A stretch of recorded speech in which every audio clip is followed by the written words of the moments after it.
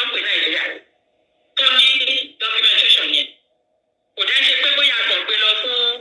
United Nations tó gbogbo ẹgbẹ́ mẹ́rẹ̀ẹ̀rin àgbáyé ló wà bọ́nà ṣe ṣe nìyẹn àwọn ọ̀gá ara lẹ́nìbọ̀dì ó bí ọ̀kan bá ṣe mistake Ọlọ́run àtìlẹ́yìn Ọlọ́run la gbójú la gbẹ́kẹ̀lé Ọlọ́run ló wá gbé àwọn èèyàn tó fẹ́ lòdìdé káàkiri àgbáyé ló bá tán bọ̀ sí pé bóyá a máa dọ̀bálẹ̀ fún bàánú tó la fẹ́ jẹun ẹ tí ò bá mọ Yorùbá ni Ọlọ́run fún mi lórí ọ̀fẹ́ àti mọ Yorùbá dáadáa so kò dẹ̀ sí gbogbo ibi tí bá dé ní ayé yìí mo máa ń maintain ẹ̀ ní integrity yẹn wà bẹ́ẹ̀ pé ọmọ aládé ni mo ti wá ọmọ aládé ni mí kábíyèsí o kò síbẹ̀ láyé yìí wọ́n mọ̀ bẹ́ẹ̀ àwọn ọmọ ọ̀ràn mi o. ìgbà yìí o àsìkò yìí o á tù wá lára o á tù wá lára o á tù wá lára o